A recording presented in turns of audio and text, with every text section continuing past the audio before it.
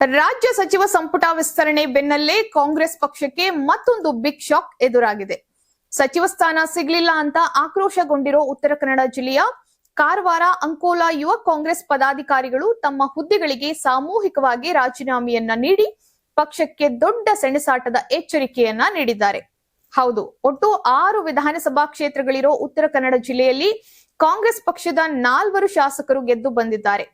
ಕಾರವಾರದ ಸತೀಶ್ ಶೈಲ್, ಭಟ್ಕಳದ ಮಂಕಾಳು ವೈದ್ಯ, ಹಳಿಯಾಳದ ಹಿರಿಯ ನಾಯಕ ಆರ್.ವಿ. ದೇಶಪಾಂಡೆ ಹಾಗೂ ಭೀಮಣ್ಣ ನಾಯ್ಕ್ ಹೀಗೆ 4 ಶಾಸಕರಿದ್ದಾರೆ. ನೂತನ ಸಂಪುಟದಲ್ಲಿ ಜಿಲ್ಲೆಗೆ ಯಾವುದೇ ಸಚಿವ ಸ್ಥಾನ ಸಿಕ್ಕಿಲ್ಲ.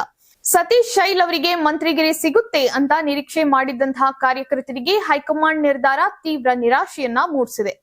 ತಮ್ಮ ನಿಷ್ಠೆ ಹಾಗೂ ಭಾವನೆಗಳಿಗೆ ಸೂಕ್ತ ಗೌರವ ಸಿಕ್ಕಿಲ್ಲ ಅಂತ ವಾದ ಮಾಡಿರೋ ಕಾರವಾರ, ಅಂಕೋಲಾ ಯುವ ಕಾಂಗ್ರೆಸ್ ಅಧ್ಯಕ್ಷ ನೂತನ ಜೈನ, ಉಪಾಧ್ಯಕ್ಷ ದರ್ಶನ್ ನಾಯ್ಕ್, ಬ್ಲಾಕ್ ಯುವ ಕಾಂಗ್ರೆಸ್ ಅಧ್ಯಕ್ಷ ಅಭಿಷೇಕ್ ರಾಣೆ ಸೇರಿದಂತೆ 10 ಪ್ರಮುಖರು ಸಾಮೂಹಿಕವಾಗಿ ರಾಜೀನಾಮೆ ಅಸ್ತ್ರವನ್ನ ಪ್ರಯೋಗಿಸಿದ್ದಾರೆ. ಹಗಲಿರುಳು ಕಷ್ಟಪಟ್ಟು ಪಕ್ಷಕ್ಕಾಗಿ ಕೆಲಸ ಮಾಡಿದ್ರು ನಮ್ಮನ್ನ ಕಡೆಗಣಿಸಲಾಗಿದೆ ಅಂತ ಯುವ ಪಡೆ ತಮ್ಮ ಆಕ್ರೋಶವನ್ನ ಹೊರಹಾಕಿದ್ದಾರೆ.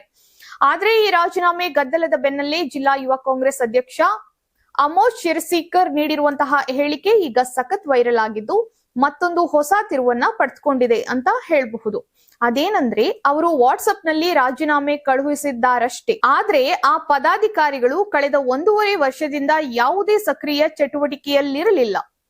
ಚುನಾವಣೆ ಮುಗಿದ ಬಳಿಕ ಯಾವ ಸಭೆಗೂ ಬಂದಿರಲಿಲ್ಲ. ಹೀಗಾಗಿ ನಾಳಿನ ಕಾರ್ಯಕಾರಿಣಿಯಲ್ಲಿ ಅವರನ್ನ ಸಸ್ಪೆಂಡ್ ಮಾಡಲು ನಾವು ಮೊದಲೇ ತೀರ್ಮಾನಿಸಿದ್ದೆವು ಅಂತ ಹೇಳುವ ಮೂಲಕ ಈ ರಾಜೀನಾಮೆಗೆ ತಕ್ಕ ತಿರುಗೇಟನ್ನ ನೀಡಿದ್ದಾರೆ ಎನ್ನಲಾಗ್ತಾ ಇದೆ.